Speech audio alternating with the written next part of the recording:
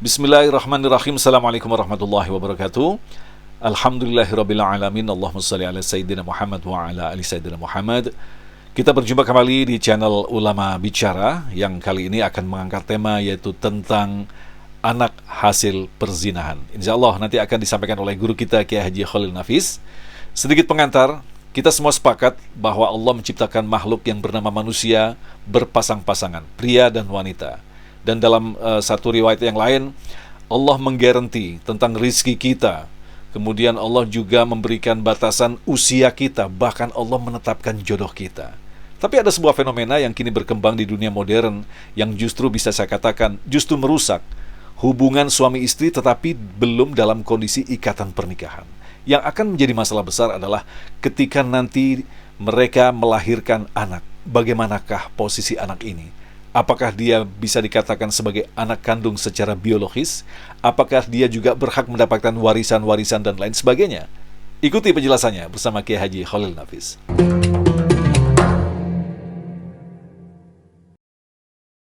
Assalamualaikum warahmatullahi wabarakatuh. Teman-teman sekalian, fenomena sekarang sungguh-sungguh mengkhawatirkan. Banyak pergaulan bebas, bahkan mungkin seakan-akan resmi, seperti pacaran, ya, bahkan terbuka depan orang tuanya, tapi masih pacaran sudah hubungan suami istri, hubungan sebagaimana layaknya orang suami istri. Nah, hubungan seperti ketika hamil belum nikah, maka anaknya menjadi anak zina. Anak zina adalah anak yang dilahirkan tanpa akatan hubungan nikah. Nah, hukumnya anak zina itu tak ada nasab kepada laki-laki yang menghamilinya. Saya nggak nyebut bapaknya. Jadi kalau nggak ada hubungan nasab, maka otomatis tidak ada, ya, tidak boleh menjadi walinya. Kalau dia perempuan, ketika menikah nggak boleh laki-laki itu menjadi walinya. Dan saat bersamaan juga tidak ada hubungan untuk waris-mewaris antara laki-laki dengan anaknya. Termasuk juga tidak ada kewajiban dari laki-laki yang menghamil untuk menafkahin anaknya. Ini menurut qaulul jumhurul ulama. Pendapat mayoritas ulama itu pendapatnya Imam Maliki, Syafi'i, dan Hambali. Karena apa alasannya? Karena hubungan nasab itu bukan karena darah, tapi karena ada akad nikahnya. Ketika tidak ada akad nikahnya, maka tidak ada hubungan nasabnya. Saya ingin menyebutkan juga pendapat Abu Hanifah itu yang masih bisa untuk menjadi nasabnya. Kalau dia satu-satunya menghamilinya, kemudian dinikahinya. Tentu perdebatan panjang. Saya lebih setuju untuk ngambil pendapat jumhur. Kenapa? Karena memang nasab itu bukan karena menyetes DNA yang sama, bukan. Tapi karena memang ada akad yang itu secara syariah diperbolehkan oleh Allah. Sehingga kayak orang kumpul kebo, orang pacaran itu menjadi haram karena nggak ada akadnya. Meskipun uang belanja, kasih sayangnya lebih tinggi dibandingkan dengan orang yang akad nikah umpamanya. Tetap yang akad nikah atau yang berpahala, yang benar secara syariah. Kenapa? Karena ada akad nikahnya itu. Dan pada kondisi sekarang yang hubungan laki perempuan yang, ya, saya pikir udah masif, ya, dan dianggap biasa, maka saddan lidzari'ah, langkah preventif biar kita lebih mawas diri. Kalau dikasih ruang pamannya untuk satu nasab karena dia dinikahin, maka saya khawatir nanti hifdzun nasli, menjaga keturunan kita. Kan bedanya manusia dengan binatang itu adalah keturunannya yang jelas. Dengan cara apa? Dengan cara pernikahan. Maka ketika kelahiran tanpa pernikahan, sehingga disebut dengan anak zina, dan tidak ada nasab. Kalau nggak ada nasab, maka kewajiban-kewajiban dan hubungan-hubungan yang lain pasti putus. Hubungan sebagai wali, hubungan sebagai waris, hubungan sebagai menafkahi. Oh, itu termasuk bagian dari yang menjadi perempuan yang jadi beban. Nah, jadi beban itu biar tidak jadi beban, maka perempuan jangan mau, kecuali dengan pernikahan. Jadi kalau dia beban, dia sudah melanggar dengan syariat, itu sudah beban. Kenapa ini diberitahu ini nggak ada hubungan dan nanti akan menjadi masalah pada perempuan, sehingga perempuan bisa as-salihatu hafizatun. Jadi lil ghaibi bima hafizallah, dia bisa menjaga terhadap kehormatannya kepada dirinya itu. Jadi karena dia kecelakaan, otomatis di luar kerangka itu. Kalau dia jadi beban, ya karena dia melanggar. Makanya dikasih hukuman yang berat dan dia yang akan menjadi beban. Maka perempuan jangan mau diajak hubungan intim tanpa ada pernikahan, itu mati-mati. Karena biasanya itu yang nyerang kan laki-laki nih. Perempuan dari mana? Kalau perempuan tahu, nah saya yang jadi korban. Saya yang hamil, saya melahirkan, anak lahir tanpa ada bapaknya. Sehingga dia ketika berkenalan dengan laki-laki tetap menjaga kehormatannya. Kan jadinya anak pembuahan itu ketika di luar nikah. Sementara pembuahan dari air dengan ketemunya induk telur itu kan masih haram. Kan jadi cuma sekali kan, nggak ada yang nambah kuping setelah itu. Jadi pembuahan, udah itu yang proses satu itu kan. Berikutnya kan nggak ada yang campur lain, kan nggak ada. Oleh karena itu berarti yang dari awal tuh di luar nikah. Kalau sudah menikah, dia halal. Tapi anaknya tidak bisa menjadi nasab kepada laki-laki itu. Dan yang bahayanya kadang-kadang karena merasa anaknya juga, meskipun di sebelum nikah, ketika menikah dia jadi walinya, nggak sah, zina lagi. Lagi kalau ibaratnya orang punya, saya jual HP nih, siapa yang berhak untuk menjual? Saya yang punya. Kalau Mas Agung, punya bukan Mas Agung kok. Anak itu ketika akad itu siapa wali? Dia kan yang punya kuasa. Kalau bukan dia yang punya kuasa, dia yang menikahkan, ya nggak salah. Bukan punya dia yang ikut transaksi, zina lagi. Tidak sah. Kalau batal kan pernah sah. Dia tidak sah dari awal. Kalau batal itu pernah sah, terus rusak itu batal namanya. Tapi dari awal memang nggak sah. Karena apa? Bukan walinya. Anggap ginilah, perempuan itu bukan siapa-siapa sampean ngawinin. Saya kawinkan, sah. Ya nggak sah, bukan walinya.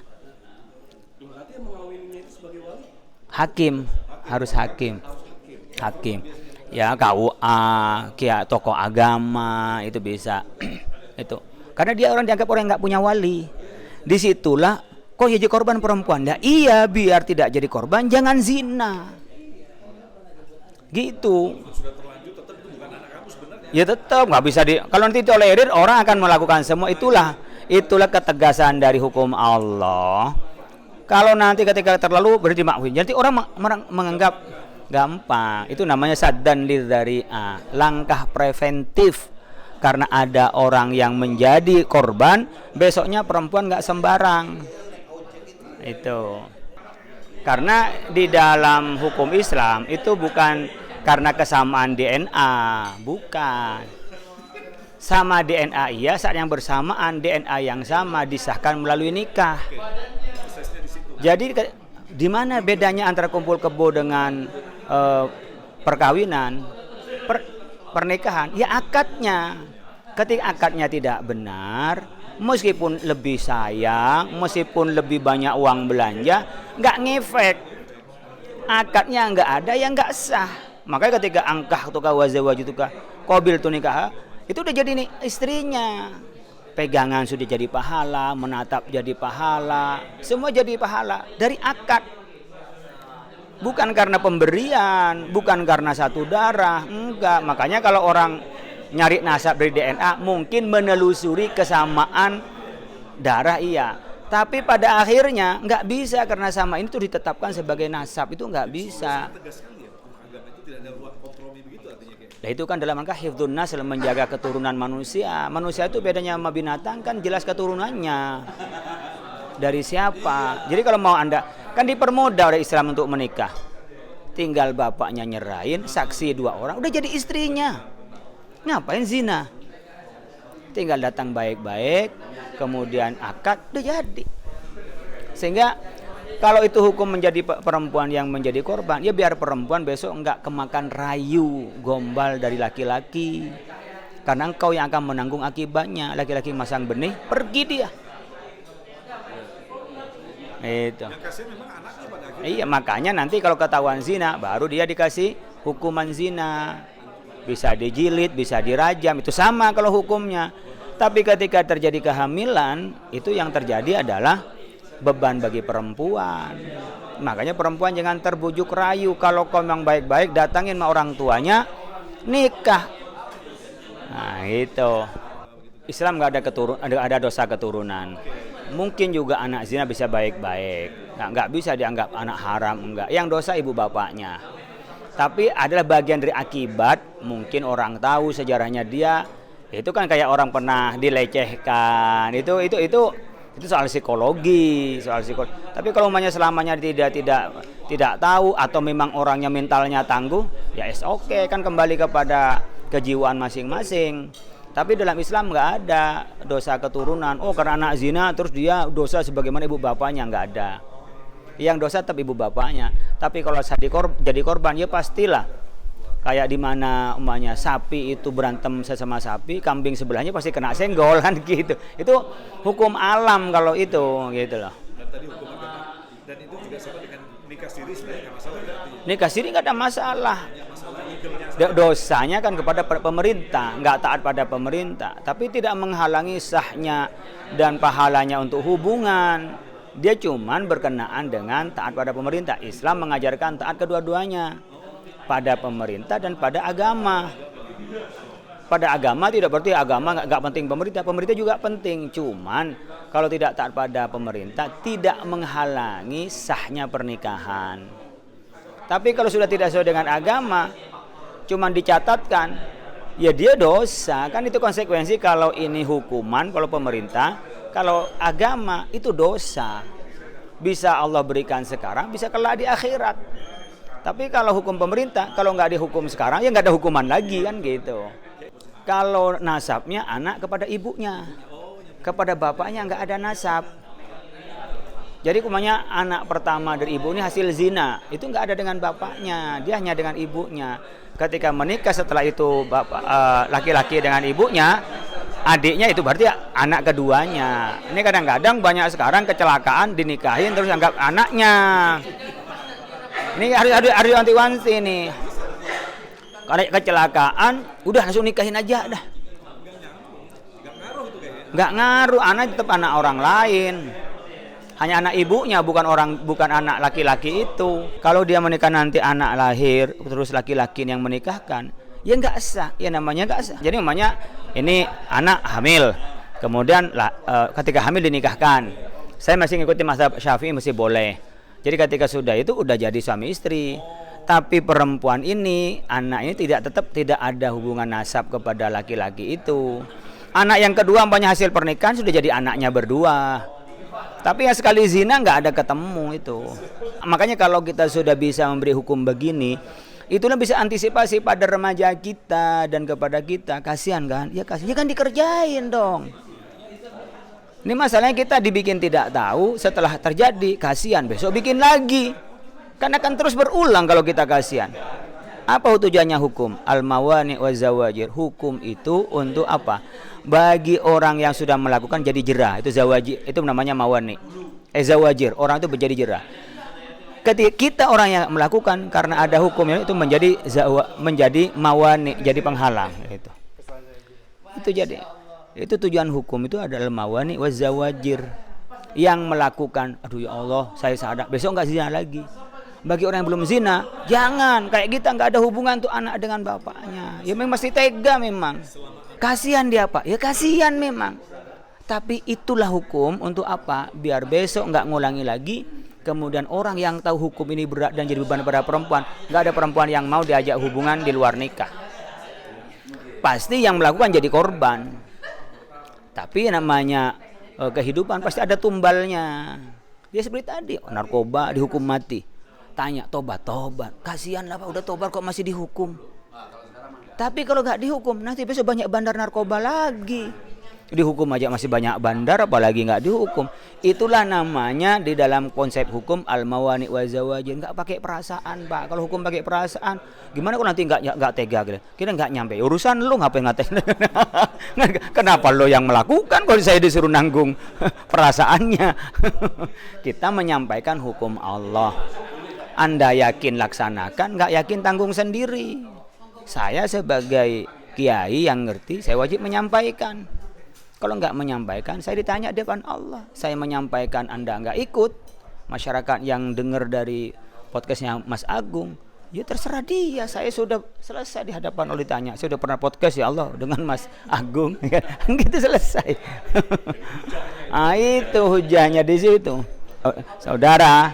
Jadi anak zina itu menurut pendapat mayoritas ulama nggak ada hubungan nasab dengan laki-laki yang menghamili. Nasabnya hanya kepada ibu yang hamil. Maka laki-laki itu yang menghamili, mungkin kalau dengan akad yang benar adalah bapaknya, tidak wajib memberikan biaya, tidak ada kewajiban diwaris, dan tidak boleh menjadi wali. Semuanya menjadi tanggung jawab ibunya yang hamil dan melahirkan itu. Tapi tidak boleh ibunya jadi wali, nanti walinya wali hakim kalau dia menikah. Kalau laki-laki ini yang menikahkan nggak sah, sehingga tetap menjadi zina dengan laki-laki anak zina itu yang tadi